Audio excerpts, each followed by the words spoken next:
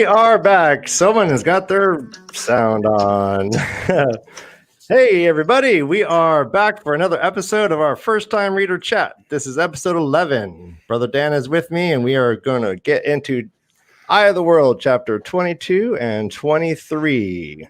Typically, we've been going 3 chapters at a time, but we thought there was just so much going on with these two. We just hunker in and focus down on this. Also, we ran out of time. Brother Dan, how are you doing? Better than most, I assume. How are you, Ryan? You seem to have gone through some changes. And is this an attitudinal change or just a style change? Well, you know what, Ryan? In these trying times, it's good for someone to get away, to get to like a Joshua Tree or Yosemite, and I didn't really do that at all. But I'm trying to embody the zen of it all. I'm trying to become more hippie. The tie really was a leash and a collar that I'm not sure was really good for Brother Dan, and so okay. So you're going more hippie. We got you look more gangster. Yeah, no, yeah. Oh, we're namaste. Okay, namaste. Yes, thank you. Yes, you're namaste. Yeah. And are we cussing now, Ryan? We are cussing. Yeah, we basically said we're gonna get rid of this PG thing we were trying to do. It was inhibiting us from being more of ourselves, and we realized that probably not enough people are watching it to even warrant all that effort. But yeah, so we are letting loose. But hurry, Dan, real quick, let's get our guest. Do we have a guest? I think we have a guest. Who are you even talking about? Everyone's best friend. I know what you're talking about. Todd. God damn it. It's Todd, guys. All right. So everyone knows our first time reader is a friend of ours. His name is Todd. You reverse the order right there. No. Let's throw it out there. I'm talking about Todd. He is a drummer for a band called It Looks Like a Black Hole. That's all one word and all lowercase letters. He's also a fantastic person. He is our first time reader. Ladies and gentlemen, at home, quietly applaud for our first time reader named Todd.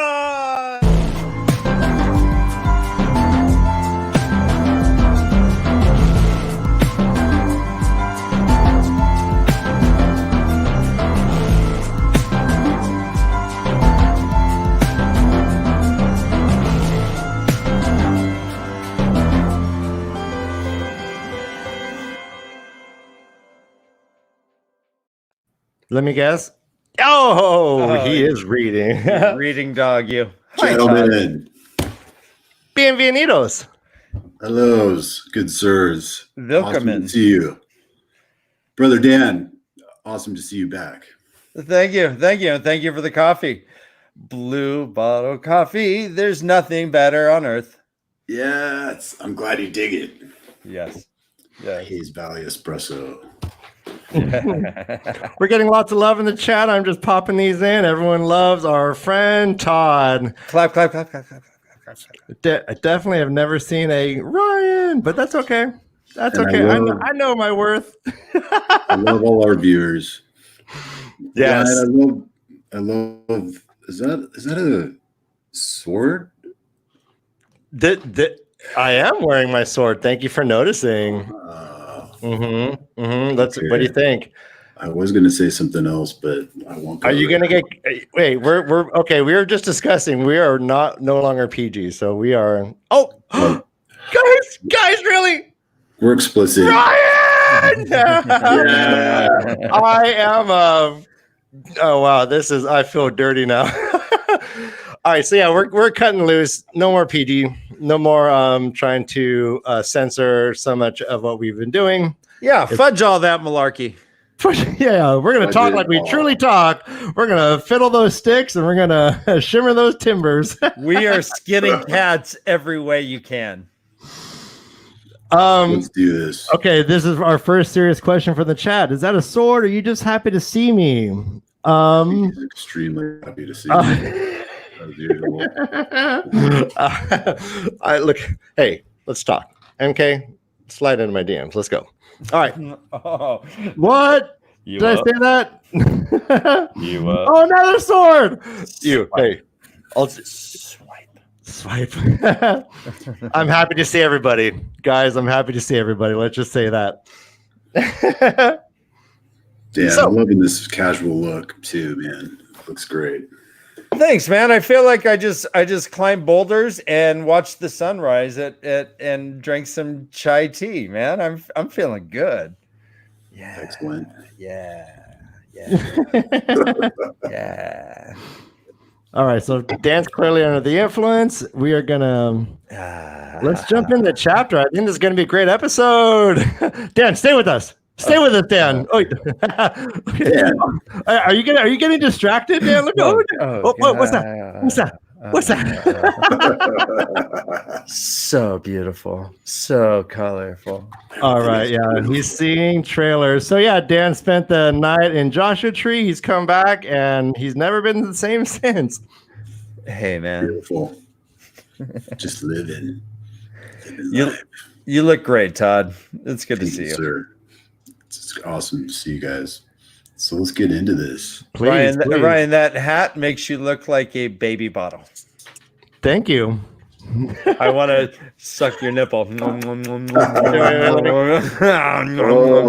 get this. There we go. Sustain me. All right, yeah. All there right, you this go. is gross. I'm sorry, guys. Whatever. Yeah, no, those okay, you're getting a focus, Dan, but no. That's not what we're looking for. All right, production note. Focus. Focus. All right, this is not a head nipple, it's a beanie. Move on. Chapter 22. MK Guinness said, well, that just happened, and it did, and we're on live, I guess. Crazy. Go on. So this is a special episode, I think, Mhm. because it's gonna be a Perrin and Egwin day, right? Because these two chapters are all about them. Mhm. So For that's sure, a special thing, I think. You know, we haven't really spent that much time with these two, with their point of view. So We have not, and when everyone got separated, we kind of hey, Eggman. Egwin. When everyone got And- separated, we have that Rand, Matt, and Tom oh, that's Perrin, yeah. are together. We learned that Moraine, Lan, and Nynaeve are together, and now at least Perrin and Egwene have found each other. So all 8 of them, there's no one who's alone, at least as of right now. But in the start of the chapter, Perrin is alone. Correct. So he wakes up. He's in a copse of trees, Robert Jordan says. Yeah. I didn't know what a copse was. Were you guys familiar with this term? Well, what happens is when you take away money from like the Department of Agriculture, you're actually defunding the cops. All right, thanks. All right, I gotta go. Beautiful. A copse of trees is like a little bunch, like a small group of trees. Yeah, more or less, yes. So I guess Perrin has devised this like camo. He's like camoed in all these branches, and he wakes up with his branches all around him. I assume he covered himself in these, right? Yeah, he wakes up. He has leaves all in his hair and stuff. Yeah, I was thinking the same thing, and I wanted to ask you about that. Do you think that he seemed almost surprised that he was covered up? He almost was like covered up for safety, but when he woke up, he was surprised he was covered up. Is that what you garnered? That's what I read. That's what I couldn't figure out. It sounded like he put it together. I don't know. Yeah, that's interesting. Anyways. So yeah, he wakes up. I guess he was having a dream about Master Luan's forge and Emmons Field and stuff like that. and he's like missing his friends. He's actually wishes that the Aes Sedai and the Warder are there, which is like kind of like flipping the script. Yeah. He's always been kind of like questionable or questioning them. And we're getting some pretty harsh imagery. We hear that he's plucking branches from his head. There's a prickly blanket that stabbed him. There's cutting needles. There's a lot of like, we're not getting any sense of comfort at all in what Perrin has had to go through. Totally. And he decides he wants to follow. He's kind of following his careful thought theme. Kind of what he talked about in Shadow Lagoth. Yep. And he's kind of like, he's trying to figure out like which way to go. Should I go downriver? Should I go where should I go? And he kind of makes, he's like weighing and considering which way to go. So he decides to go downriver. Yeah. And he's like hiding through, he's like running from bushes, from cops to cops. Cops to cops. Running from one cops to another cops. It's yeah. heavily funded cops to another. And he's like tracking. He finds like some hoof prints. But he's like, wait, these aren't Trolloc footprints because he sees like the I guess the hoof. What do they have? Like horses have like iron hoof things, and he kind of like figures that out. And, actually, no. What happened is he noticed that not only was it a hoof print, he noticed that it was a horseshoe with a double crossbar that Master Luhan adds for strength. Yeah, he notices this stuff. He's pretty good. Yeah, he's like a tracker. He's like, wow. So that was really cool. He tracks these prints to a clearing of trees, and we find Egwene. Yep. Real quick, I want to go back. I did notice that as he was sitting there considering the way Robert Jordan wrote it, I think I remember it saying that he considered, and then once he made a decision, it took him no time to, and then boom, boom, boom, boom, boom.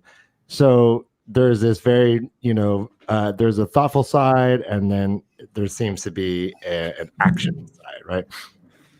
Love it. Once he makes his mind up, it's not hard for him to start moving.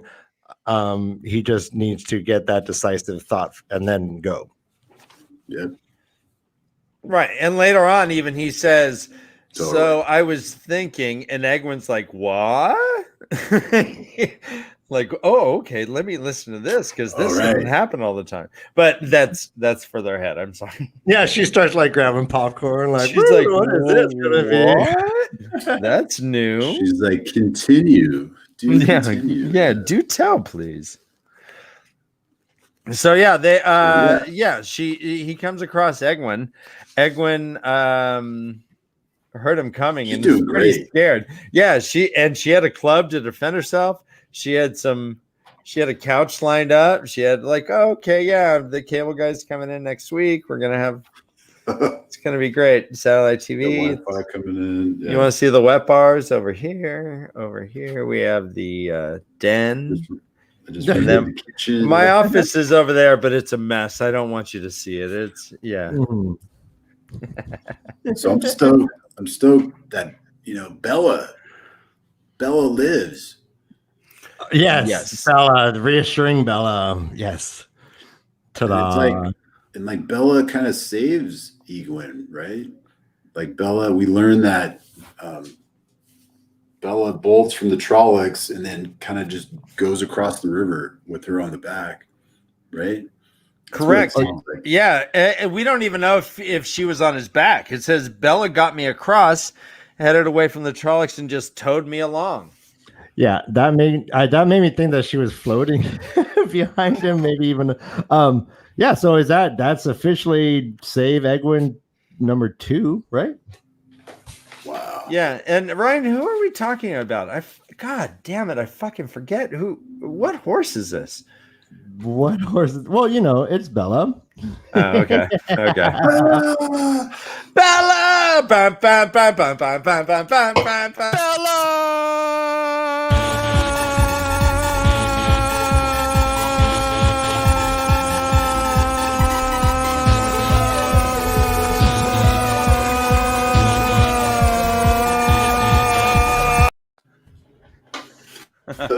Okay. Oh, that horse. Okay, thanks.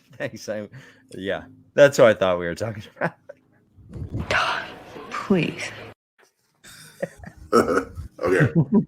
I can't laugh. Yeah. Not allowed to laugh. So yeah, I'll be Bella this is like Amazon. Every time you laugh, you get dinged. We have strict policies. We just go on. There are piss jars in aisle 17, aisle 135, aisle 417. So if you're running around and need to take a piss, just use the jar, please. Please. Signed, Jeff Bezos. Please make it into the jar. Or not, whatever. We got robots. So what do you think about Perrin wanting to walk? He's like, I don't want to get on that horse. I want to walk. I got these nice shoes. Very sturdy. It's really cute, I think. It is, isn't it? Well, hold on. We real fast before we go there. Perrin draws a damn map on the ground. He does like military stuff. He's like, all right, we are here. Oh yeah. White Bridge is here, and we need to avoid them. He does all strategizing by drawing in the dirt like he's Rambo. Totally, dude. Rambo moment for Perrin. And that's not why I'm wearing the headband like 100%. It may be a little bit, but it's not 100%. No, we're Namaste, not Rambo Day. So we got a question from Malkier Talks in Discord. How much do you appreciate Bella right now, considering Perrin lost all his stuff when he lost his horse? Bella, just holding it. Supplies. Oh, you want to be saved? I'll save your life. What else you want? What else you got? I think she makes a good macchiato. What? She makes a great macchiato. She knows how to work an espresso machine like no other horse, dude. Foam master. Oh, keep going. Don't mind me. Oh, we lost Todd. Everyone do the pose.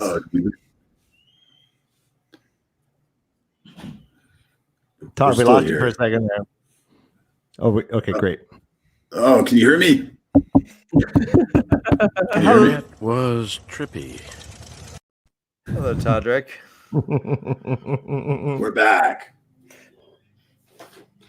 So someone get this show on the reins. It's not my job. Wait, I can't remember Perrin's horse. Do you remember the name of Perrin's horse? Secretariat. I thought it was authentic. No. I don't remember. Red shirt apparently, because bye horse. Seabiscuit. No. Seabiscuit, yeah. I was trying. I'm like, God, do I know a famous horse? If I was Googling famous horse, you guys. Anyways, go. Apparently, I know nothing about horses. Well, no. Let's go ahead and name this horse. This horse is named. Viewers. Mingus. What is it? Help us out.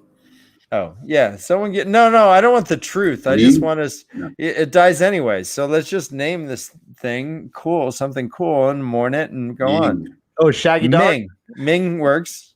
Sure. Ming the Merciless.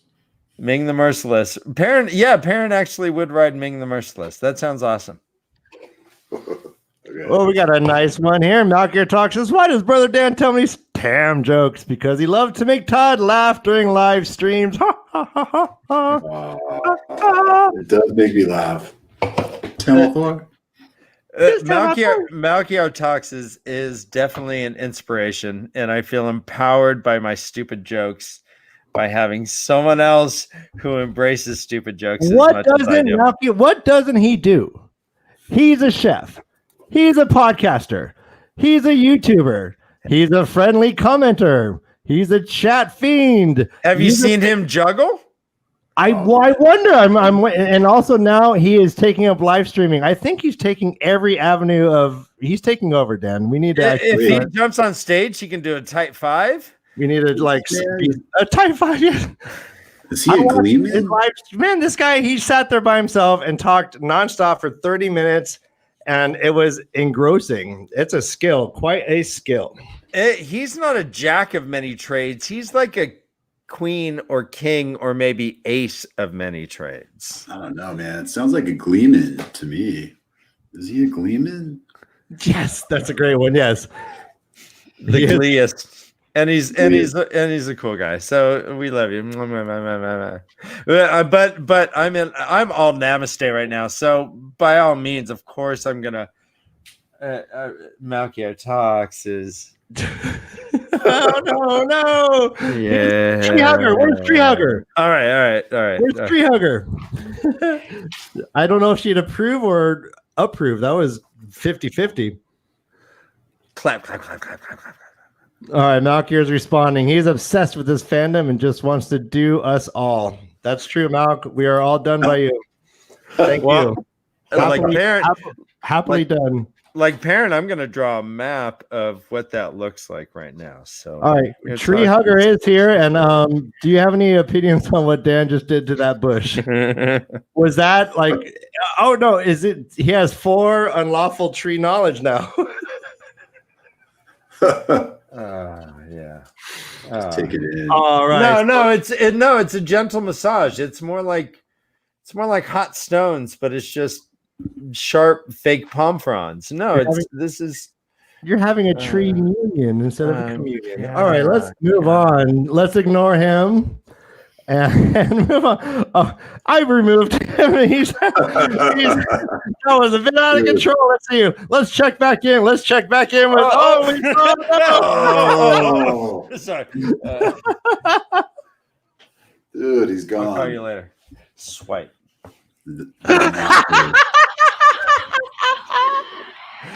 Hi. That was a 2-handed swipe. Like a tablet that was the wall. You're like, swipe. Did I just fuck a tree? I will not say yes or no. All right, moving right along. Right, I know. Moving on. Anyway. Oh my gosh.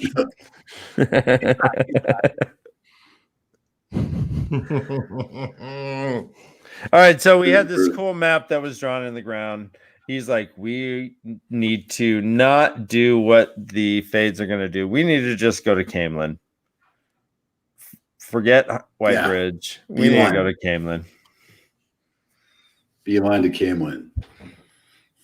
And this is all based on maps from his father, right? From Egwin's father, I think. Based on, I think Mayor Alvear had all the maps. And Alvear was like, oh, those aren't too accurate.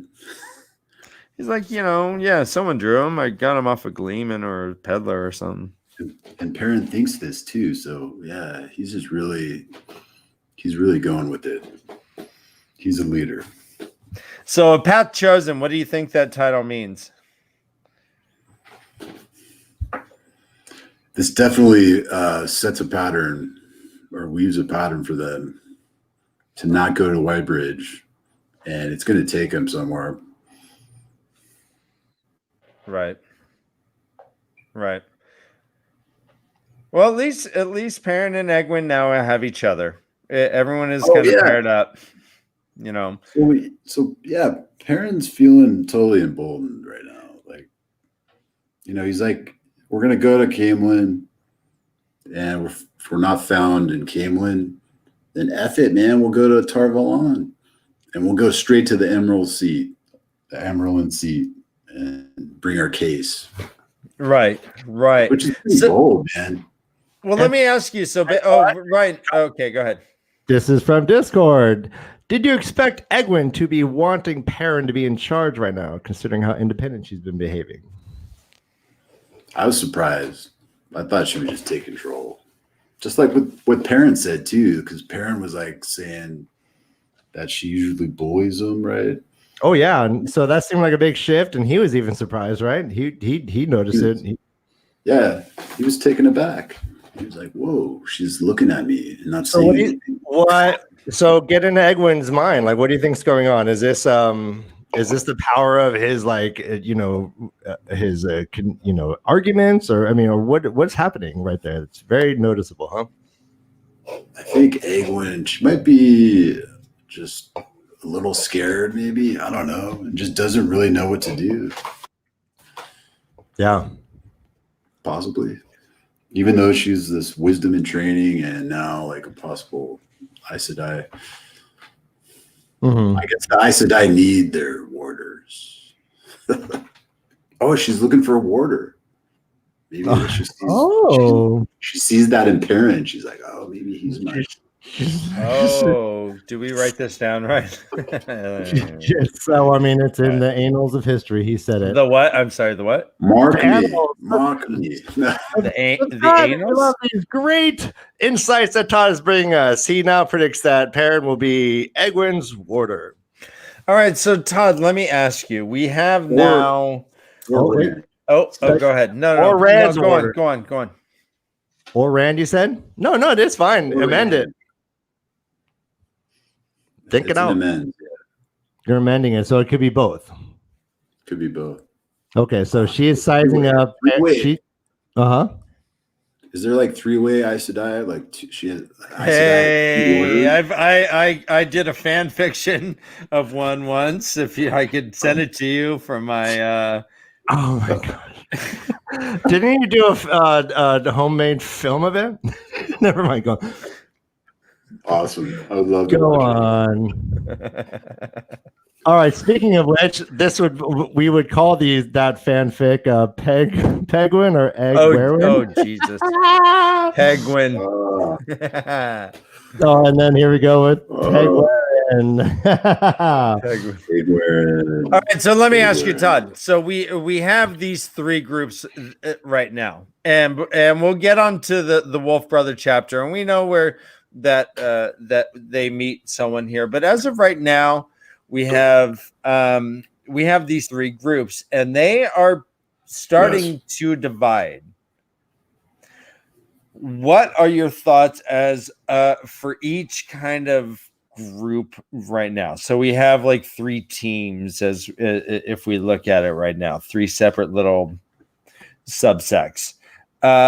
Who's in the worst spot in your situation, in your thoughts, and just kind of let's talk about that for a tiny bit.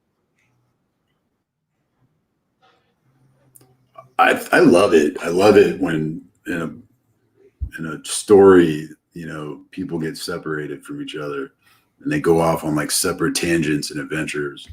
It's very very reminiscent of Lord of the Rings and stuff too. Where the fellowship gets, split apart and they go off on different adventures, and each do like tremendous things that help the group, and I don't know who's in more danger. That's a damn good question, Brother Dan. Okay. No. Whoa! That made my stomach feel a little crazy. Whoa! I'll warn you next time. Right now, it doesn't seem like Perrin and Egwene are in the utmost of danger. They have each other, and they were a little safe, right?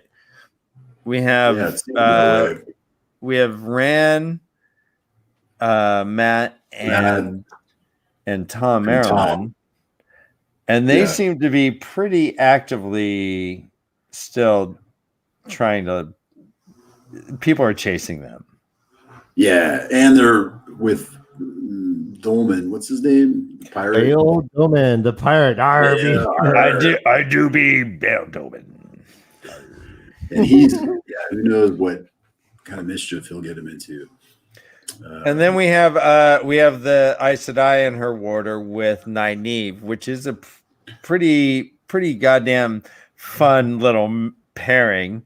that That's seems to be intense. the worst sorority ever. If you're like, or the worst dorm room ever. If it's like Maureen, Naive, and you, and you're like, oh Jesus. Yeah. The tension, cut it with a knife. It's just, I don't know.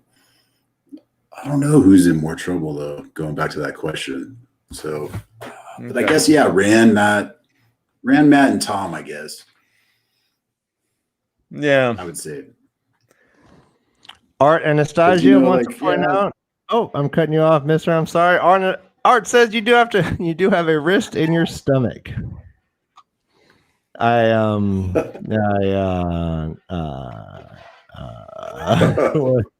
on. Wait, what do you mean? Wrist in your stomach?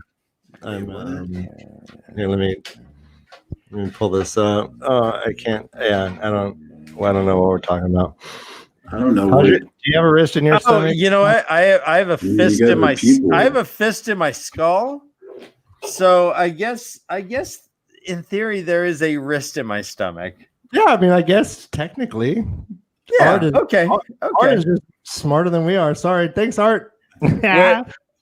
But my brain is about the size of a fist, which is bigger than a brontosaurus's brain. Boom, baby. Let's have a little. What it says. And let's wipe that away and move forward.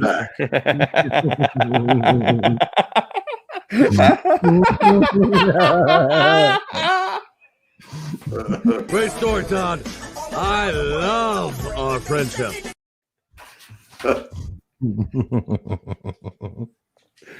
Oh man. Moving right along. I think we're on to chapter 20. So well, here's one more thing. They're all pretty convinced that Moraine can find them. Oh, right. Yeah. They're like, hey, if we go to Camelin, she'll find us. Why do you think that is such a I guess just a solid feeling within them that like, well, let's just bypass where we're going. We'll go to Camelin. Moraine will find us. Well, why do you think they're so sure? Or is this a desperate plea? Or is this, what do you think? Yeah, I think they're definitely starting to accept her power to like find them. And I don't think they know yet that she has where like they know that she's able to do that and they're accepting it because they are like in perilous situation and they're vulnerable. So I think it's pretty interesting. A little turn of they're accepting her. They're beginning to like count on her and Blan. Yeah. So, and also, what do you think about Egwene taking charge at certain points and at certain points not only yielding but expecting Perrin to take the lead? Yeah, she's starting to feel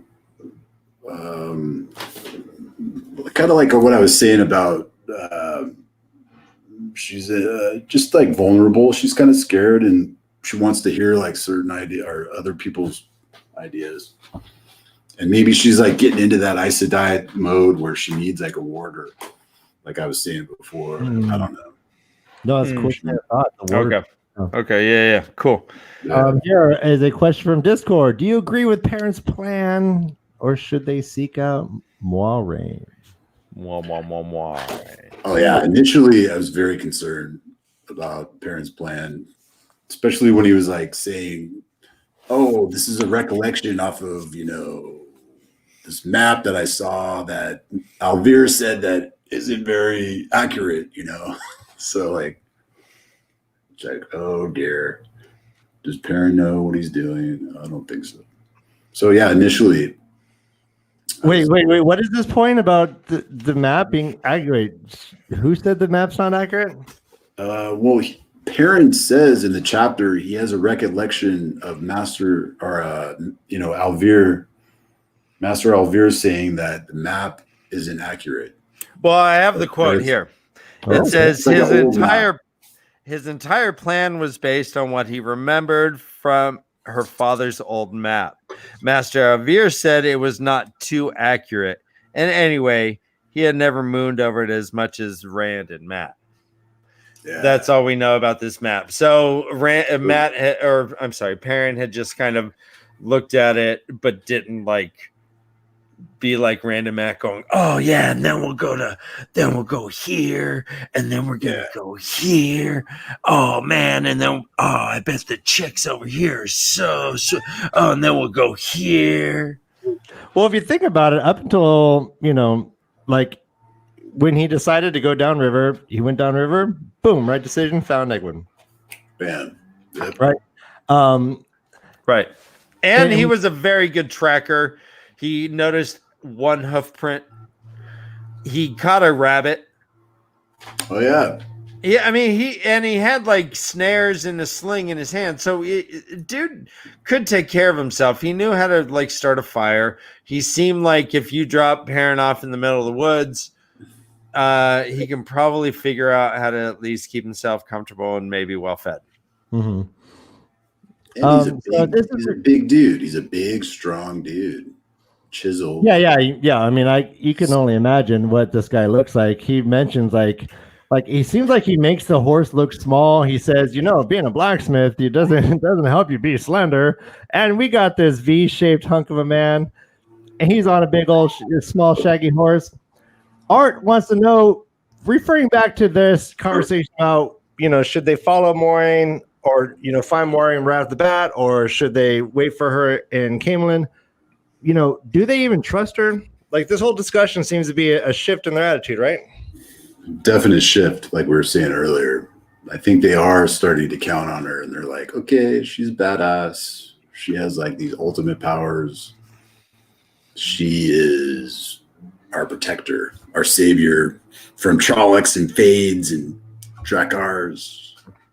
Do you think that this is a character trait that maybe that they're, more trusting? Oh yeah, than the other characters, right? Because right now, do we think that Matt and Rand trust Moiraine?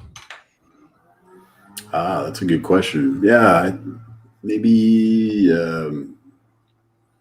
probably Nenaive's the only one that doesn't trust Moiraine and has it out for her, it seems like. But I think, Matt, Rand, and Perrin, and especially Egwin,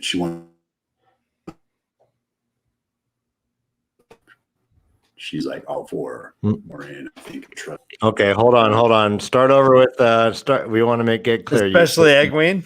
Especially Egwin. Start over. Oh yeah, you broke up. Especially Egwin, because she wants to be an Aes Sedai. So she's all about Moiraine and just follows her and trusts her probably 100%. And Nenaive's doesn't. She's probably the most skeptical of the bunch. Considering how she ended, chapter 21, what'd she say? Dude. She's gonna use her powers against her. Yeah, that was crazy. Right. I can use a woman. You told me so yourself. I can use it against you. And more, it's silly child. Probably. I mean, she thought that in her head, though. It's in italics. But I bet you Moiraine even sensed it. Which is why it's kind of interesting going back to the whole Nynaeve giving her herbs. I'm imagining, Dan, we had this discussion. I'm imagining that Moiraine understands these potentially can, really damage her. So I was very curious about the idea that she was giving her and she was accepting these herbs from someone who clearly has this animosity towards her. Right. And even Lan. Yeah, even Lan's mind your herbs, wisdom. And I want to say, guys, Moiraine and Lan are just the best namers. If you have a trade, they're just going to name you your trade, right? Yep. Todd, what would Moiraine and Lan name you? Bean roaster? Roaster. The roaster. I would have been stopped. No, would've how been about dog watching. percussionist? No, they call me Beanbagger. Beanbagger. Beanbagger. Watch yourself, drummer. Skin hitter. No. Oh, that sounds bad. No. I think at the end of the night when they're just kind of like hanging out, I think they look at each other and like Mariah will look over at Land and be like, sheep herder, huh? And they just be like they like break down and be like, yeah, you called her wisdom the whole time. Hey Ryan, well let's put this to modern day now. And you imagine Land going, come along, regional project manager. I know, that's what I was thinking. Come along, West Coast District enforcer, whatever. Yeah. Come along, night shift manager for Del Taco. Come along, mall cop, mall security. Mall Come along, mall cop. Mall cop. That's the best one. Come Nothing along, against mall cops. Nothing against mall cops. I love them. They're great. come along, regional retail agent associate. Come on, Chad. What are your ideas? I want to hear what are Lan and Maureen calling us now? Yes. Oh. Come If Lan met educator of special needs children. yes, sped teach. What would he call the president? What would Lan say to Trump if he met Trump? Twitter fingers. Come on, tiny hands. Tiny hand. Tiny Twitter fingers. No. Come All right. along, boss. Come along, boss. Yeah. All right. Moving right along. Bumpity bump bump. All right, so parent decides that if I'm gonna lead, then I'm gonna lead, and whatever. So the chapter pretty much ends with them together, and parents saying, "No, we're gonna leave now. I'll just walk myself dry. Don't worry about it." Boom. We're out of here. We're out this cops. Right. We out this cop. We out this cops. We flew this cops. Well done. Yeah. All right. So this is a first. We have a question from our friend Ronio in Discord. Oh. All right. And here's this big first question to the show. Todd, how are you doing today? That's a beautiful. It really is. We love this boy. Man boy. I'm doing fantastic. I'm fantastic, dude. Fabulous. I'm pumped on this next chapter. Wolf brother. And I can't this get chapter like Wolf. It stoked me out, man. Yeah. Well, awesome, Ronnie. Thank you for the question. Thanks for asking. Yeah, thank you for asking. Ronnie is actually one of our favorite people on Discord, and so I'm glad that he participated. Thank you, brother. We're glad. I know he lives in Eden, so it's hard for him to get to our shows. Eden. Oh wait, here we go. I didn't know he was watching. I'm apparently a man boy now. That's the nicest thing I could say. Look, I'm a goddamn puppet. We both are. And you're wearing a nipple hat, and I'm wearing a hippie / gangster bandana. Come on, wait, guys! Someone famous is we have a famous commenter unraveling the pattern. The most Lauren. Yes. Good night, Lauren, or whatever you have to do. Have fun doing it. Well, thank you for coming in, Lauren, and I hope you have a very good Thursday. Yeah, and just why don't you just keep the stream going? Just turn on mute. just never go. We got you, buddy. And your video, Lauren's video was goddamn jaw-dropping. Goddamn jaw-dropping. That was great. It seems so silly to think that one person made this on his computer. God damn it. Is this something I can watch? Is this something I can watch as a first-time reader? I think yes. So. There's a spoiler meter. Yeah, so no, not everything. But I'll give you a snippet of what you can watch. because you want to talk talent? Holy cow.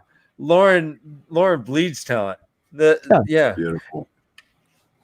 Beautiful. All right, so Sounds no, interesting. actually, we're so desperate for viewers. Once he says he's leaving, we're just going to keep talking about him for an hour until the end of the show, and he will never leave. Ryan, you know me. Once the love comes, it's really hard to shut that spigot off, man. It just flows and flows like a hydrant, and you need 2 firemen to shut it off. Glorious. Sorry, Yeah, no, yes. but yeah, I love and love. We need All your love right. here. Art Anastasio said he's very attracted to his talent. Excellent.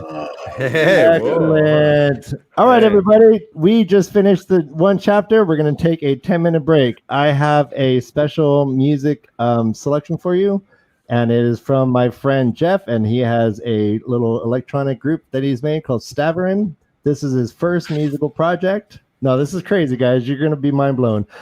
Awesome. This guy has been music adjacent his whole life. He's been just kind of hanging around his friends who have all been in bands. And anytime I'd get this guy to play on a keyboard or a bass, he'd always do something cool. He went ahead and bought his own keyboards and stuff finally, and now he's making his own music. He's teaching himself keyboard. It's really awesome. So This is TAVERN, and I have a new way of playing the music. I'm going to just blast it on. I think it's going to be sounding better than instead of the screen share. So everyone, this is going to be a 10-minute break. There's going to be 3 videos of TAVERN, and then we will be back.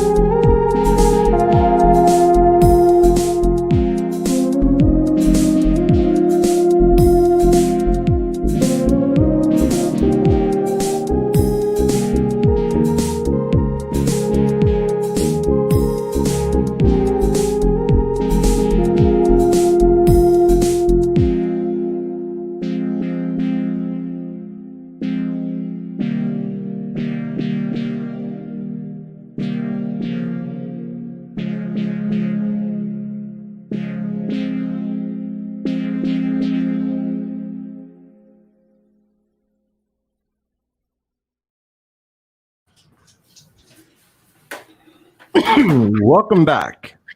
That was fantastic. Who was that your bandmate from Homunculus Rex? No, no, that's my friend from Santa Cruz. Cool. That's the first music he's ever produced by That himself. was very cool. I like the percussion. Yeah, Def Jeff. He's a member of our Discord. He's he's a Cool. friend of ours. Get it out, Ryan. Get it out. My bad. Hey, so yeah, Got it? Def Jeff was listening in and reading your guys' comments, and he really appreciates all the positive feedback he was getting. You guys are always the best.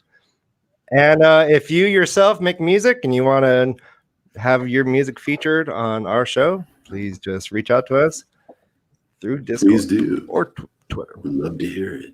Yeah. So here we are. Yes. So here we are. Chapter 23, Wolf Brother. And we get a new insignia. I don't think we've seen this wolf insignia before. Right. Or emblem. And I did want to ask you, the last chapter had that tree with a moon behind it again. We've seen it a few times. What do you think about that? Is it? Do you have any thoughts? We've seen it a few times, and I don't know if there's been any real connection, but what are your I mean, so Wolf Brother, we know this chapter has wolves and there's a wolf. So that's kind of more self-evident. Right. What about this tree with this thing tree behind it? Yeah, that has come up. Is it just when they're kind of like in the brush or in cops? Like, Bad boys. seems like if it comes up, I think Sorry. it comes up though when they're like journeying through the woods, right? I don't know. Okay. All right, cool. So we're I know- chapter 23, Wolf Brother, man. What? Go ahead. I know Robert Jordan has something. It's a puzzle piece into the greater picture of something. I don't know what it is though. Well, it is art that is part of each chapter, so you would think that it is somewhat meaningful, you would imagine. And duly noted. I will. Yeah. Right on. So Wolf Brothers. So you know there's a band called Wolf Brothers somewhere, right? Yes. Yes. Do you like them? Do you like them? I don't know. Are you the wolf man? Hey, baby. Hey. Wolfman is everywhere. Yeah, baby. Hey, cool cats and sexy chicks. Right. What would that guy say about my hat? Hey. Look at this grown man with it. baby. Hey, far out. Dig it. Dig it, man. Dig it with a shovel. Dig it with a spade. I can't get any higher than I've already. What rhymes with spade? Yeah, paid. Yeah. I'm gonna get nothing. I'm getting. Wolfman is everywhere. I censored I'm like you. Nynaeve. I'm like Nynaeve, and I pull my braid. All right. All right. So yes. Wait. Let's get a better transition. All right. Here we are. Hey, Chapter 23. Hey. Wolf Brother. Yeah, that. Yeah, So- Jack. That's not gonna last. We can't. I'm sorry to start. I didn't mean to start that. Go on. Pretend I never did that. Axe it. All right, it is duly axed. Give it the axe. That looks like Perrin's axe. Oh my god. Oh, what do you think about it? Looked far and wide for this beauty. Yeah, so this is an authentic parent axe. This is the first edition, third age. Wait, you just even touched the tip. I don't even. God, how do you guys do that? You guys are good at that. Touch Thank the you. tip. Ow! Touch the tip. That's what she said. Oh. Hey, this is Joshua T. Daniel. This is how I roll. All right. So yeah. So you had mentioned Wait. before. Yeah, I'm sorry. What? Real quick. Oh my gosh, guys. The chat's getting controversial. No. Art Anastasios dropping haymakers, trees. Don't trust them. They're lazy and they stare at you. Then Dana Luke comes in and says, "Don't make fun of our friend Tree." I wonder if Tree's going to respond. This is getting heated. Oh no! Oh my gosh. Guys, we're the way of the leaf, not the way of the janky weirdness. Come on, Art. First off, Art might be onto something. Just because he thinks the trees are, after him, doesn't mean they're not after him, right? So we can't just dismiss this right off the bat. He might be right. The trees might be staring at Art. I'm not going to dismiss this. I want to validate it. Art, thank you, man. I think Art may feel kind of quite like Perrin does in this chapter, where like the wolves are like, yeah, he can do this thing, and Art's like, the trees are like, yeah, you're one of us, and Art's like, I don't want to be a tree. It ain't easy being tree. How about a tree Trees are brain? How about watching. that? Oh, Tree brain. All right, so you had mentioned before, Susan? Perrin seems almost too big to ride Bella. Perrin's a huge dude, but Bella's big. stout. Bella can take whatever you throw on her back. Seemingly. Yeah, man. she's saving people. Like she's got it. So the first time they stopped, the first time they stopped, she's got it. I'm your Bella. I will send you Egwin. Oh my god, you gotta pull that. You gotta cue that song. Bella on the mountaintop, Keep going. like a burning flame. Nice. The Bella is she wants, and Bella is her name. Bella. She's got it.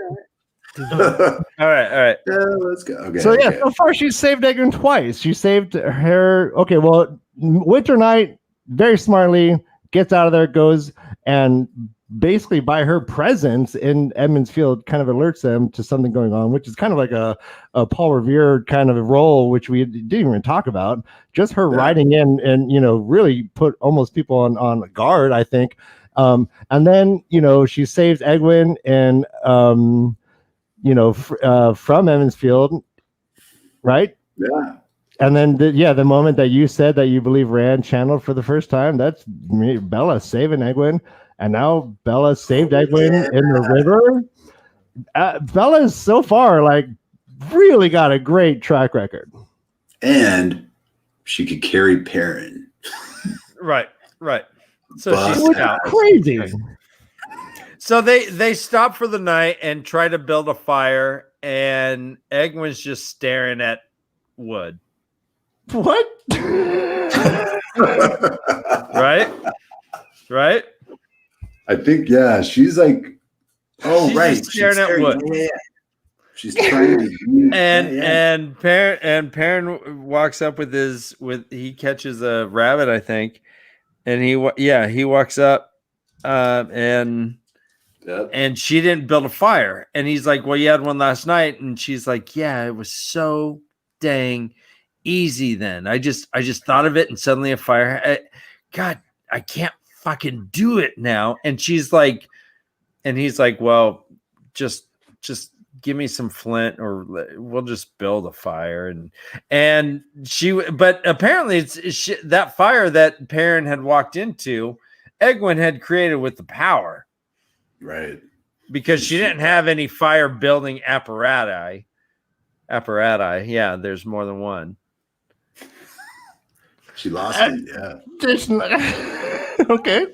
Yep. So baby.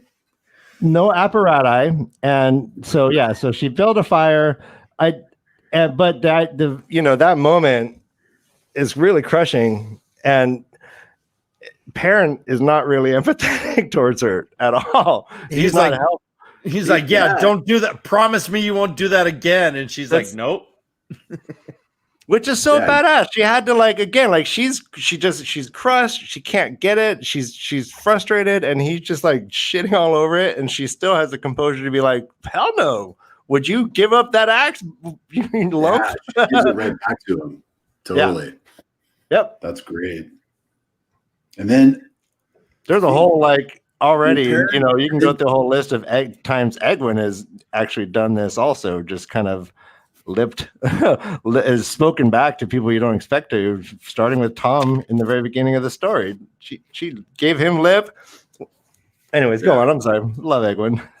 But is there anyone more reasonable than Perrin as of this moment? I mean, he is reading the situation really well. He's like, all right, I'll take the lead when I need to, and I will yield when I feel that she wants to, and I'm not going to really do anything except for he kind of sniffs at the end saying, oh, okay, thanks, Egwin, for volunteering me for this thing. But I mean, that's later. But for the most part, he's pretty much reading the room pretty dang well. And I love the way in this chapter, it's like his point of view, and we hear his thoughts, or we read his thoughts, and he's really taking this leadership responsibility seriously. He's fashioned himself as a leader.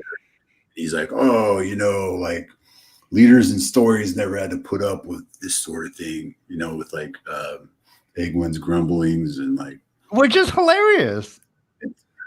which is It's really hilarious. funny. Like, it's such a funny little perspective. He's just like, God dang it, do you think Luce Theron had to deal with this shit? Luce there? Just heroes and stories, he said. Oh yeah. Yeah, Yeah, Okay, Think of a name we already know, bro. That was a great yeah. quote. Yeah, You're that welcome. was I got confused. I'm sorry. Don't make me give you the head. Oh, don't nipple me. Please don't nipple me. Nipple head. Go. Go. Don't be crazy, okay? All right. Okay. So yeah, he wisely keeps his mouth shut when he feels he needs to, and speaks up when he feels that it's needed. They find the best mushrooms ever, apparently called the Queen's Crowns. And that's a good day. That's the best day ever. And they're telling stories like, remember when, blah, blah, blah. Do you What think there was about- a psychoactive component to those mushrooms to make them so happy? I did not discount. That's what Robert Jordan was getting at. Huh. Just wondering. I mean, they really suddenly were like, what? Like nostalgic, super happy. I just thought, yeah, maybe. And the line is, Oh my God. a little kick to those mushrooms. but the mushrooms did not last long, and neither did the laughter. Oh. Not the stomach pains. They weren't talking about their hunger didn't go away. It was just the laughter went away. The laughter, yeah. They came down hard. Guys, we've all been there, right? It was, yeah, they came down really hard. It was just, They're like, hey, where's more of those shrooms? And they're like, yeah, it's all gone, bro. Hey, it's like, sorry. that reminds me of Joshua Tree, right? Oh, wait. All right. Anyway, We agreed not to talk about that, Dan. I'm sorry. I'm back. All right. Todd, we got a question. This is from Malkier in Discord. Egwin insists that they take turns. Oh, let me pop it up there. All right. Egwin insists that they take turns writing.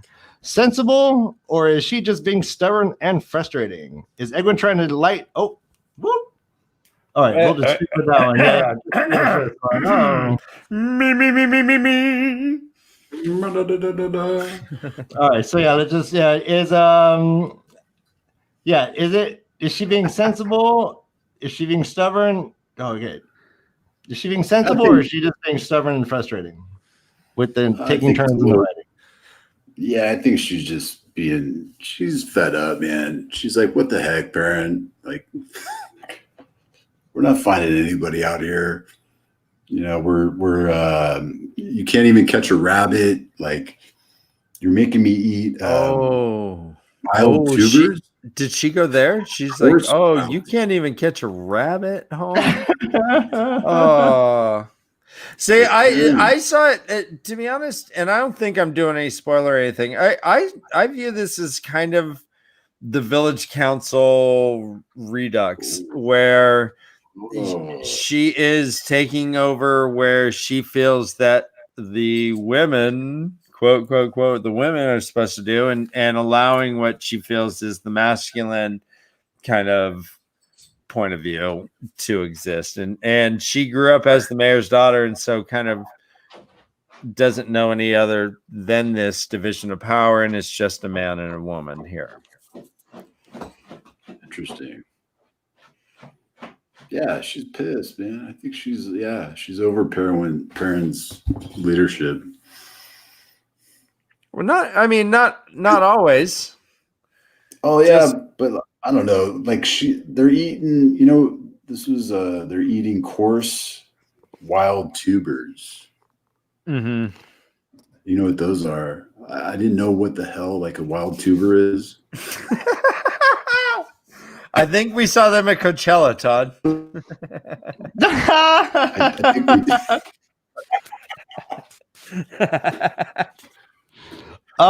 So maybe Malkier Talks, being the proficient chef, can tell us what a wild tuber is.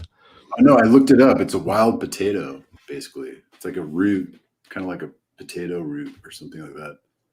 Well, it sounds delicious. I know. What's Why the are they issue? so dumb? Jeez, what's going on with these people? They should be grateful. I love potato. You're right. You and me both. Oh, Ryan, a good baked potato with like sour cream, some chives, maybe a little butter, some salt and pepper. You split that open, cut it 3 ways, you smash it down, you just eat. I eat the skin. I don't know if you guys eat the skin. I think we found But dang, I always eat the skin. Okay, Malkier Talks new video has to be wild tuber. Wild tuber. What? Coarse wild tubers. Okay, wait, here we go. It is a root veg used in stews and such. You know what? Dan, can you give me your best try? Read that in a Malkier Talks accent. Yeah, a root veg used in stews and such. Yes. That wasn't bad, right? I hope that wasn't disrespectful. Usually flavorless on its own. No, little Australian. Maybe, I don't know. I suck. No, the first one was great. Right. Whenever Malkier Talks would even cook something and said, "Hey, brother Dan, you want to go?" Wild tubers couldn't keep you away. Well, dang it! I stuttered it. Wild tubers couldn't take me away. Oh shit! I kind of look like Keith Richards. Hold on, this kind of looks like Keith Richards. Keep going. Give us the wild tubers in rendition. 3, 2, 1. Malkier Talks say, ding, ding, ding, ding, ding. He cooks so very awesome. Ding, ding, ding, ding. If he invited me over one day, ding, ding, ding, ding, ding. I'd totally have some wild tubers. Couldn't keep me away.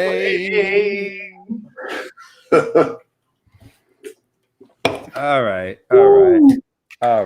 Guys, stop. No, God, no. All right. So many roses are hitting my face. I think I'm going to get thorn poisoning. Please stop. Okay. All right. Like and subscribe if you like that kind of zany and irreverent improvisational comedy with 2 puppets and a coherent human being. I'm sorry. That was neither zany nor irreverent. That was passionate and heartfelt. Okay, take your meds down. And wait, now I look like John Cougar Mellencamp. Hold on. Gosh, I really like this bandana. I kind of look like Bruce Springsteen. I kind of look like every member of Bruce Springsteen. Every member, yes. that horn player. I look like Little Steven. Yeah, dude. Gosh, man, this thing has really freed me up, guys. I feel great. And I think you were a little embarrassed by your eyebrows, so you're kind of putting them under the bandana, and I think it's kind of letting you. You're not really having to focus on them so much. I think it's great. Nope. Oh, free those brows, and the rest will follow. Free the brows. Don't be so shallow. All right. We haven't even gotten to this awesome chapter. All right. God damn it. It's all right. We got to hard out. We got to be done in 24 minutes. 24 minutes. All right. We got to get into this. So, Perrin and Egwin meet someone named Elias Matura.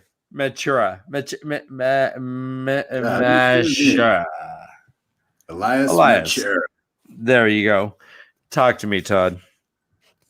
Okay, this guy, he's lean, sun-browned. Yeah. All right. Oh wait, can you hear? Lean and sun-browned. Did you hear me? You said he's lean and sun-browned, and then like your internet was like, nope, can't go there. Yeah. Censor. The government's like, what's that now? This guy, man, lean, he's sun-browned. He looks like a trapper. He has like a huge beard, and he has eyes of gold. Yes. Eyes of gold, bright gold. So he's been tracking them for a couple days, or at least has been aware of their presence. Yeah. And he's like, the horse, was quieter than you guys. Right. He also says you guys haven't eaten shit for the last 2 days. You're probably hungry. All these rabbits here are for you and your friend if she wants to come in, and so she does. But yes, Elias is kind of a crazy dude. He just some crazy trapper guy that's out there in the wilderness, like all by himself. At this point, we see, and on the path they were at, they would never have gotten to Camelin. We hear, he says they're you'll pass 100 miles or more north of Camelin if you continue on this path, you boy. Yeah, silly. And then he says the way you're going, silly boys. The way you're going, you could travel all the way to the spine of the world without seeing another human. Right. Yeah. Well, let's go even further. He says you could find people in the IO waste. And then he goes on, it takes an IO man to find water in the waste, and they don't like strangers much. No, not much, I'd say.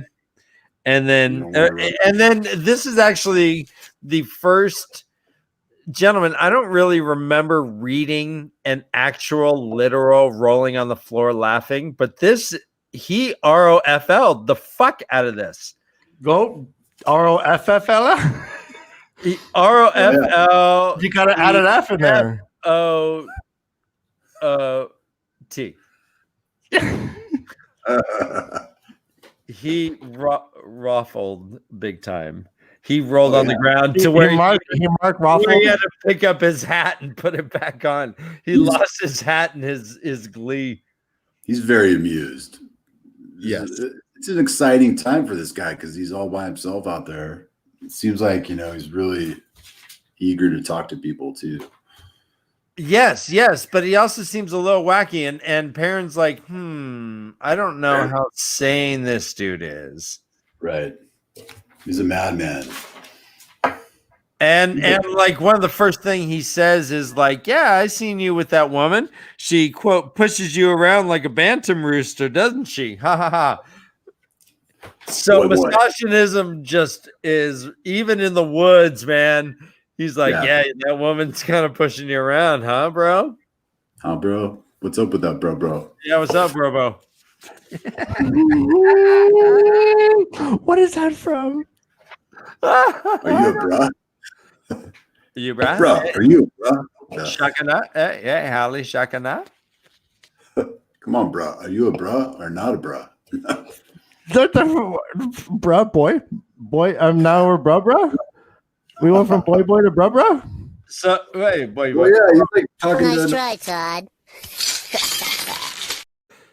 We can call it Broy boy. boy. It's like a bra. All right, so they get these chickens, and Egwin and Perrin fucking go to town. They are tearing the shit out of all not chickens, rabbits.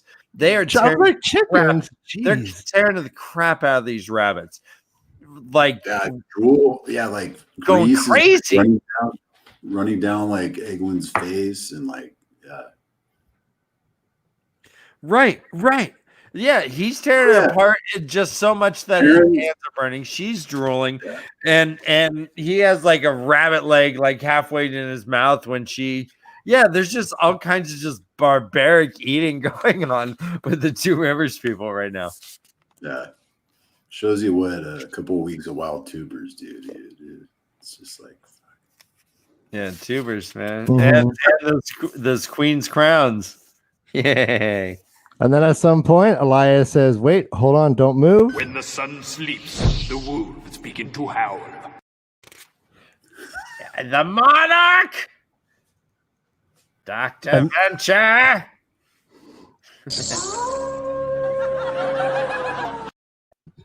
Yes, my friends.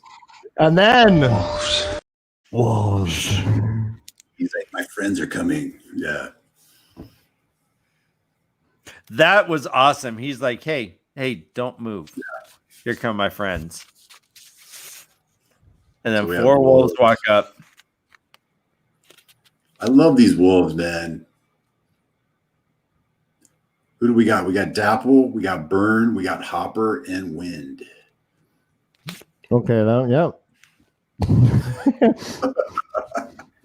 They're all represented.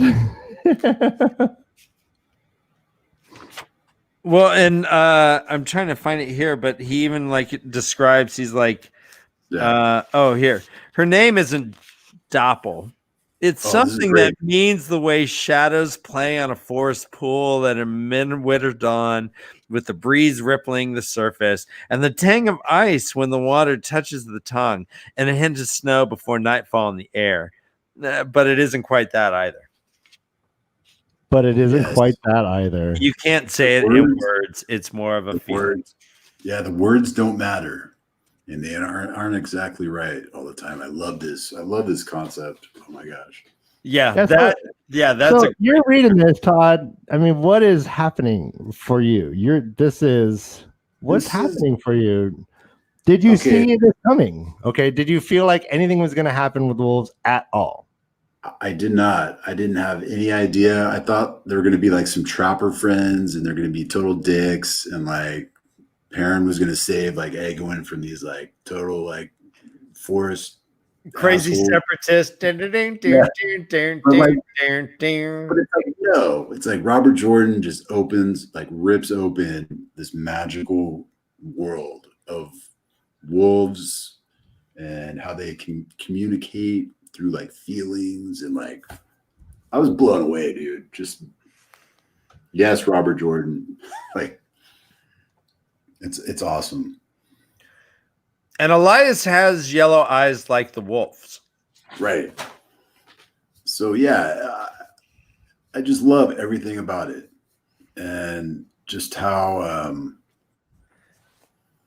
the wolves, they know, I guess. Oh, wait, let's go back to this though. You know, like Egwin's like, wait, do you train them or something? And he's like, wolves don't take you, girl, not even as well as men. Right. So many good lines in this chapter. But I just love everything about it, man. I was like totally blown away by this. Like, this whole concept of wolves, and they communicate through feeling. They know like what you're thinking. They kind of like, they're telepathic in a way. They do seem to sense when Perrin even wants to grab at his axe. Yeah. They're like on edge. They know, they could feel him grabbing it. And then I love what Elias, when he goes into like, how he knows, there's so much going on here. I like when he goes into history of like how he, how the wolves come to him, and they kind of find you. They find the people that they want to communicate with, or the people that have the power to communicate with them. Mm-hmm. That's freaking fantastic. Oh, hell yeah. Right. Perrin asked, how did you find out you could do this? And he said, they found out. I didn't, not at first. The wolves find you, not you them. All right, so we got a question from chat. And this is something you can just think about and continue talking. And then if you come up with it, let's just blurt it out. But I think every one of us should come up with our wolf name. Ooh, I love it. Okay. So I'll come up with mine right now. My name is grinding coffee,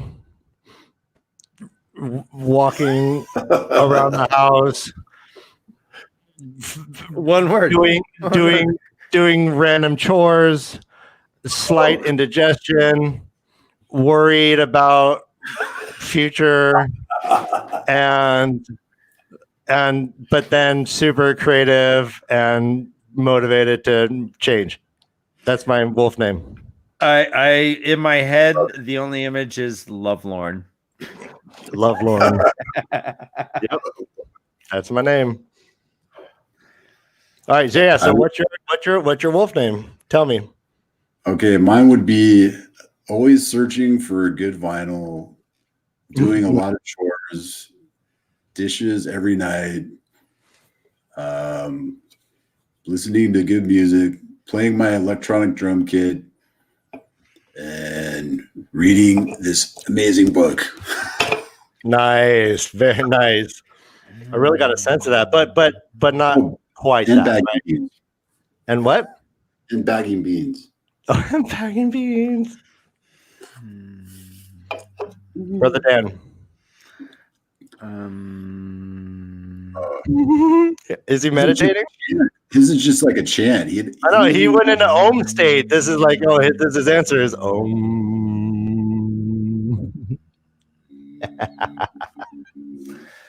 I think I would be Hopper Jr. I would be Tell me your wolf name. Tell me a wolf name, Daniel. Look at me tapping his shoulders. So That's really delicately. great. Yeah. You see that? And he's saying, please stop touching me. Please stop touching the cigar. Sometimes the cigars. What is happening to Wait, me? watch. I was just about. Here we go. Lick. Lick. Okay, you're giving him a wet willy. Wet willy to Freud. Oh, I gave Freud a wet willy, guys. And he blew up. Check that off my bucket list. I still want to hear your wolf name, brother. My wolf name would be, And I want it in a haiku. Chaka Khan. I want it in haiku. 5 No, 7 you 5. can. No, I mean, I'm glad that you guys are doing like more Native American, like descriptive, two dogs fucking in the woods or whatever. No, a wolf name is Hopper or Burn or he wants the one name. El DeBarge or Prince or Madonna or Lady Gaga or you need just one name. You want to do like the wolf like descriptive thing.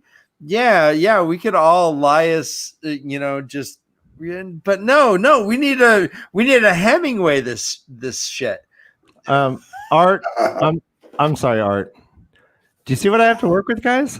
I'm sorry, Art. Do you see what I do to each and every relationship I ever touch?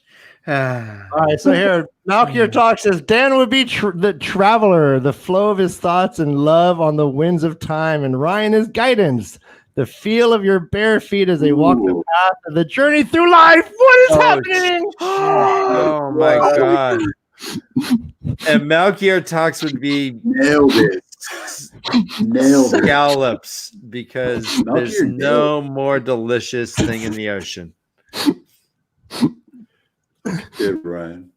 Okay, I'm done. People love People love you, Ryan. I'm worth twice if you let them. Oh yeah. I have worth. Oh yeah. Oh. Dan, put that tie back on. All right, Marty Beck says Marty Beck says mind blown. Mind's blown. I hope he's speaking for. I think Marty Beck has one or more minds he's speaking for, which is quite fascinating. All of a sudden, Marty Beck was just a normal name, and now I'm like really interested in what this is all about. All the minds. Minds blown. How many minds do we speak for, Marty Beck? A mind's field. A mind's field. Thank you. All right, so we learned that. Last one. And Todd is gravel. The tone of reverence as your mind is expanded by exploration. I love 3 a.m. Malkier Talks. Oh my gosh, Malkier is dialed in. What's my name again? Hold on. I'm Traveler. All right, so gravel. Hold on. Let's your gravel and your Sundance, sir. I'm guidance. Traveler, guidance, all right, and gravel. And I just want to say right now, just imagine this is like 3 a.m. Malkier Talks, ladies, or whoever. I don't know. I'm not gonna. Hey, come on. Yeah, just imagine if you're into Malkier Talks, she's late at night, you're lying in bed, he's just like, oh, this is poetry coming out of him. the more tired he gets, the more poetry is coming. I hope keep him coming out here. All right, Thank you. so Those are awesome. so Gravel. We learned that the wolves can smell these Trollocs and half men, even in thoughts, apparently. Yeah, that blew me away. Like, and they picked up on Perrin and Egwin's lie too. Correct. They're like, what? And they smell the Trollocs and the half men, and just blew me away. It's like I just want to hang out with these wolves, man. I want to hang out. Right. With She gave her story, and he's like, "Huh? Yeah, Saldana, huh? Dapple says you're full of shit, so there's that." Let's go back to Elias though, and how he explains. He says something really cool about how they're glad to find him. Because I guess they don't really they don't have this connection with a lot of humans in this age, right? I can read the quote. It's really good. Please do. Elias, they were glad to find me. They say it's been a long time since they hunted with men. And when they say a long time, the feeling I get is like a cold wind howling all the way down from the first day. It's like, what the? Right. And later on, he also says they remember running down prey side by side with men, but it was so long ago that it's more like a shadow of a shadow than a memory. Yeah, wolves remember the history of all wolves. Yeah. Just the concepts behind that are amazing, I think. Yes. It's like archetypes. They're like, it's like evolution or like archetypes. The wolves are just one entity, one being. Love it. But Elias does pretty much say, the wolves say you can do it, bro. Yeah. They say he can and pointed at Perrin. Yeah, Dapple's like, yeah, that one right there. They're like looking at him. And this brings back one thing in a previous chapter, chapter 15. This lines up with what Min said.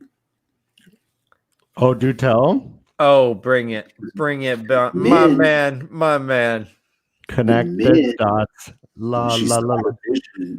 When she described Perrin, the first thing she says is like he's a wolf or something like that, right? Or she sees a wolf. She's a wolf, yeah. And I was like, I just remembered that like right before we started. And I went back and read that. I was like, yes. Sweet. Well done. Mm-hmm. Well, that's cool. Yeah, yeah. That blew me away. I was just like, Robert Jordan, you're just awesome. So are you thinking that now, what does that make you think of Min? So you more trusting Min? Totally. It's like now that you're just getting that. Yeah. So you see that, the more we see. Okay. Yeah. Okay. Yeah. I'm a believer in Min and I want her to come back.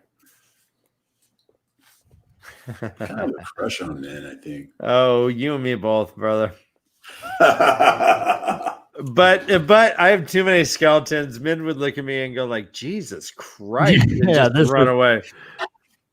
I'm like, what? I'm like, what? And she's like, she goes, I see many, many sad bushes. She's like, I wish I could unsee what I just saw.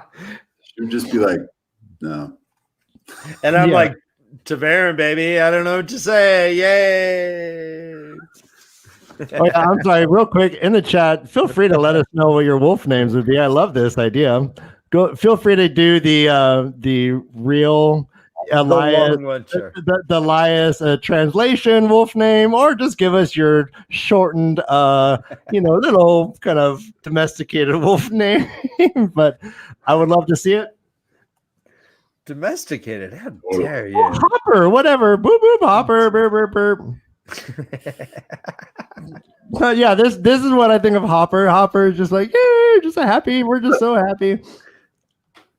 Anyways, Hopper was a tie, and I no longer do. So, yeah, baby. There's something really cool that Perrin thinks. It's one of his, thoughts. what's that? Talk to me. And Elias, which blew me away too. Perrin thinks he's like, they are a wolf's eyes. Mm-hmm. Mm-hmm. Yep. Like wolves, like possess, like they're a collective, like they're like an entity. Like Perrin just thinks that. I don't know. Just everything about this chapter is just totally awesome. Just epic. I love it. Yeah, and then basically we hear him say several times that the wolves think that you can talk to them, Yes.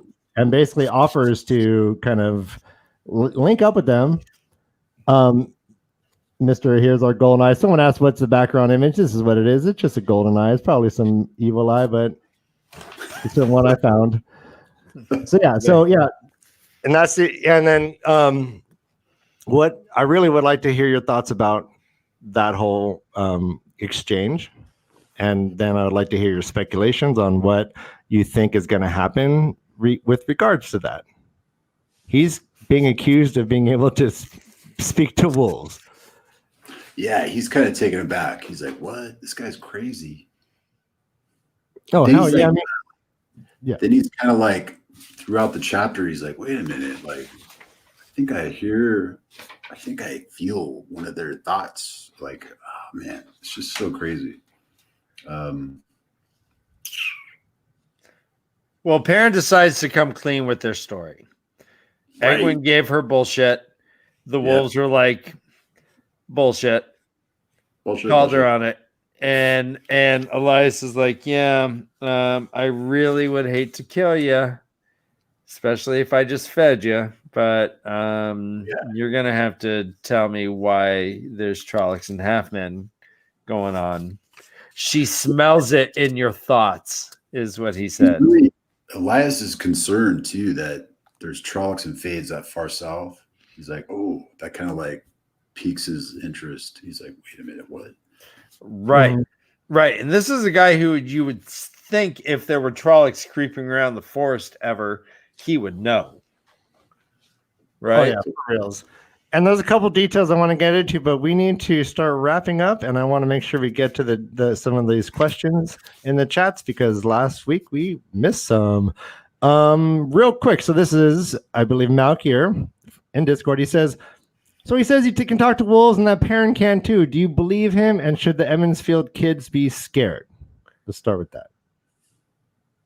Do you believe him? Oh yeah, I definitely believe. Okay, and do you believe Perrin can talk to wolves? I think so, because like this lines up with men's vision, and he's starting to hear. He's like, wait a minute, what? He's starting to hear like Dapple, I think. And then even towards the end, we won't go into that. We'll get to that point, but he hears something from Burn. But I think he's, I think. Okay. Yeah. So if you were there, like, and then in the next part of this question, he's kind of asking you to kind of take his perspective, and he said, "Would you have believed their story if you're Elias?" And it sounds like you were saying that you would have believed it, and you're kind of pointing to those evidence of how he kind of notices these things. That's great. Well, even when he says this is older than Aes Sedai, this isn't the power. This is way older. This is way older. Okay, that was fascinating. Yeah. All right, and that leads to another question. You guys, this is very timely. So Zool, she says, do you think Elias's ability to communicate with the wolves involves the one power? I guess basically, do you believe him or not? So Elias says it does not. What do you think? So far in this chapter, I believe him, but then again, I don't. That's the nature of the third person narrative. Like, I'm just hearing it from him. He's saying it's a power older than Aes Sedai. And it really gets into that interesting part where he says, the Aes Sedai were, they chased me down, I guess, but he lost him in the forest. And then he confesses to killing 2 warders and stuff. It's like, what the heck? Well, yeah, apparently they tried to gentle him. Yes. And he was like, it's not like it would have worked anyways, but I just didn't want any part of it. And it's really unfortunate. I didn't want to kill any warders, but there you go. That was a bad business. Yeah. But that's really interesting. It sounds, I don't know. Yeah. This whole thing about the Aes Sedai it makes them nervous, I guess. These older powers and something about ancient barriers weakening. Right. And he also says, I told them to their faces they were Black Aja, serve the Dark One. Have we heard that term before yet? I think that's the first time, right? I don't know if you've ever heard if we've there's been different, like we hear of like we've heard about the Red Aja. I don't know if we've heard the term Black Aja at all yet. I think this is the first time, and I looked it up, and I guess they're like they serve the Dark One, or they've been tainted by the Dark One, or something like that, or Aes Sedai that have been turned to the dark side. I don't know. All right, let's explain real quick. When you mean by look it up, what exactly do you mean? Oh, just to the glossary. To the glossary. Guys, we're not doing no Google here. He has access to the glossary. He's access to the front and back covers, and that's what he's looking into. And that's it. That's and all he I likes do. and I swear on my anything I want to swear on that will make you believe me. I read all the books and never once read one glossary. So I'm not even. That's not even a brag. I'm shamefully admitting this. Like I missed so much. It's very rebellious of you. You know me. Next week, just wait. If Dan's gonna be doing this, just wait. So gravel. Gravel, yep. That's me.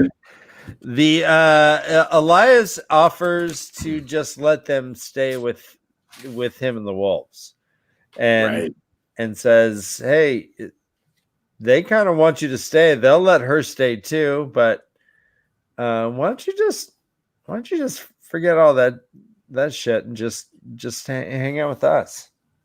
Yeah, he says you don't want to go to the cities. There's dark friends in the cities. I'll protect you more. You're more protected here, I guess. Were you surprised by that? Like, what did you think of that whole offer? That was very telling, I guess. That and it just adds to the puzzle. It's like who's right, who's wrong, who's like manipulating. Who's like just this whole third person narrative. I mean, it's really interesting, and I'm not even a commentary, but I've definitely noticed that there are people that you don't trust what they're saying, and then there's people that you do trust. You seem to be trusting Elias, even though his story is that he's killed 2 warders.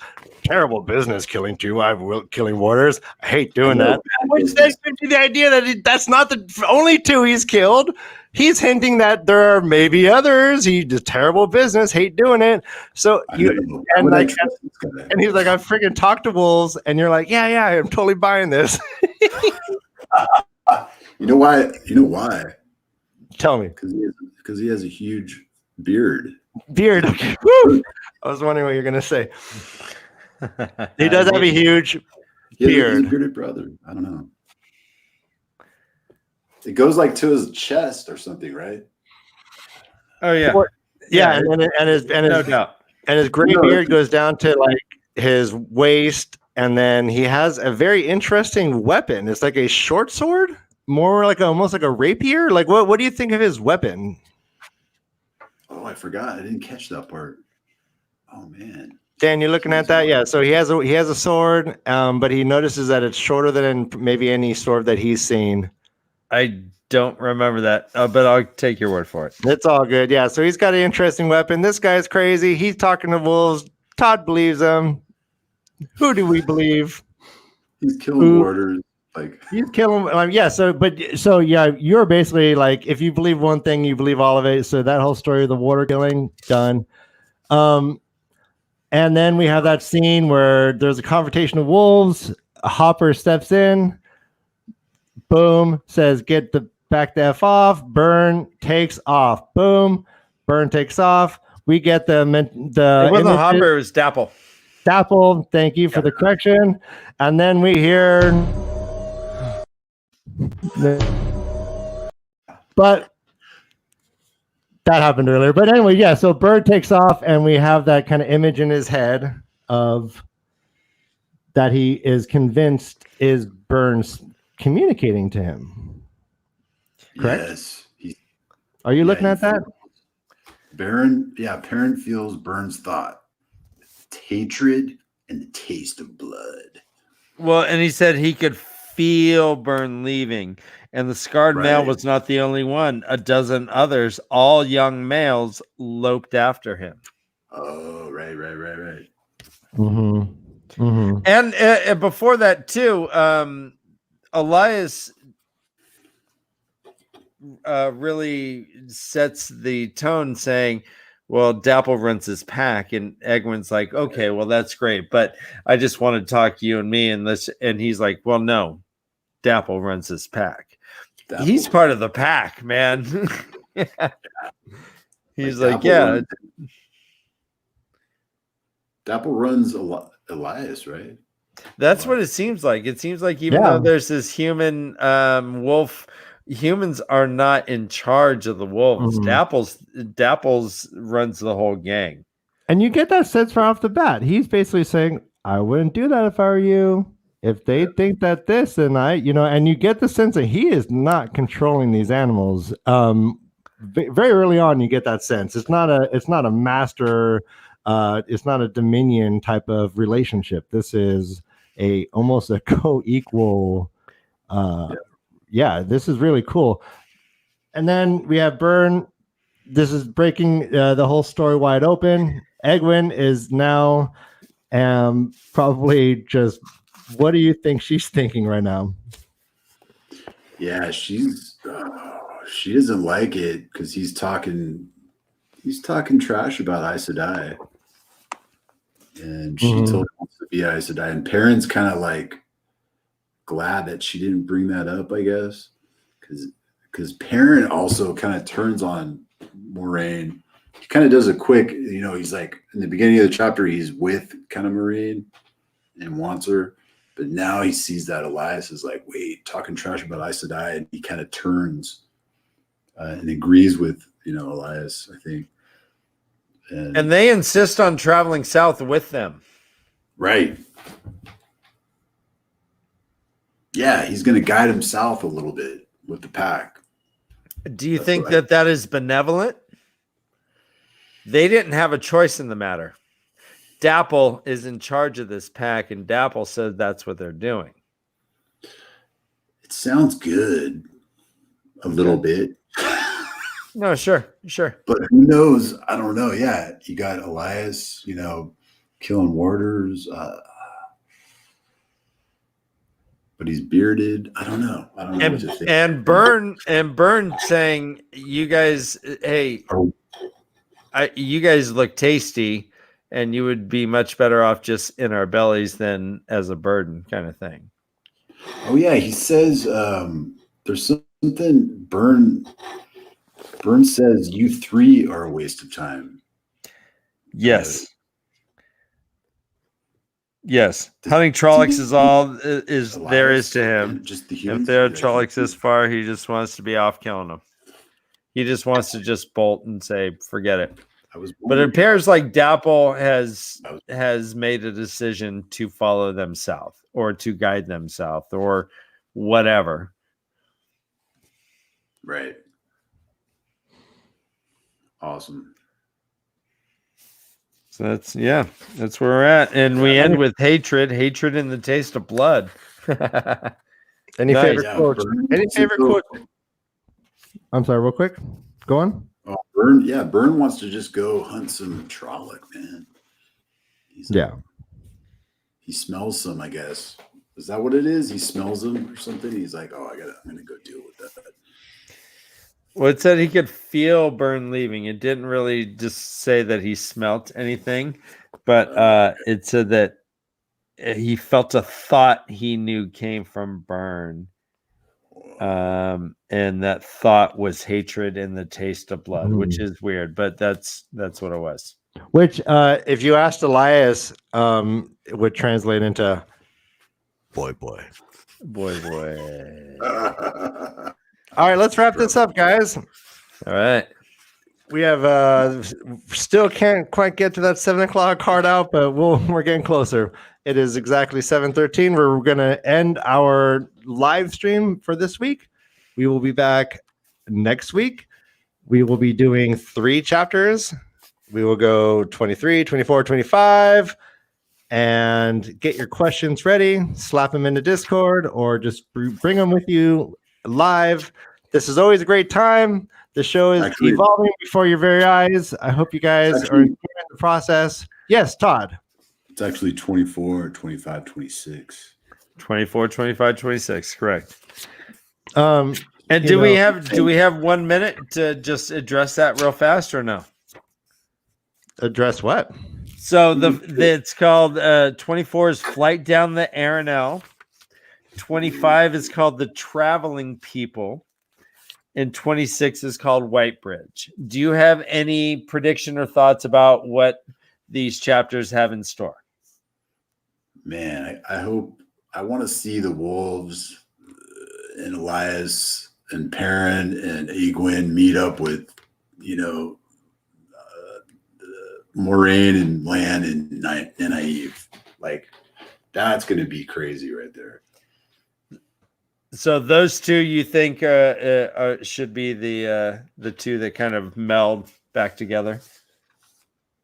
Or no, I'm just really intrigued because like there's going to be some butting of heads with those two groups, Yes. And Aes Sedai going against the wolves and this guy who's already killed warders and like.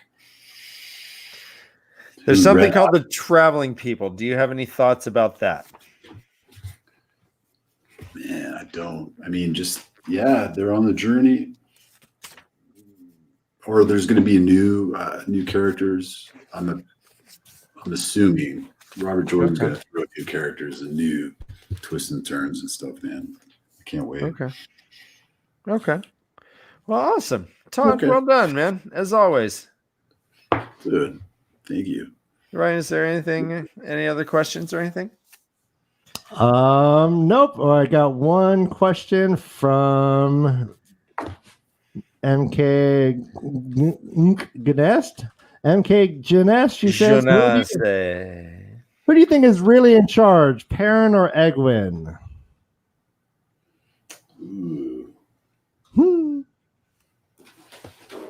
I would say Egwene is. She's just she's giving Perrin a little room, little breathing room, but totally supervising that breathing room. She did make the final decision that we are going to Camelin now, kind of thing. And Perrin's like, oh, well, all right, thanks. Thanks, Egwene, for just jumping on in there when I'm trying to be the leader here, but thanks. Yeah. That's a funny part, actually. Right.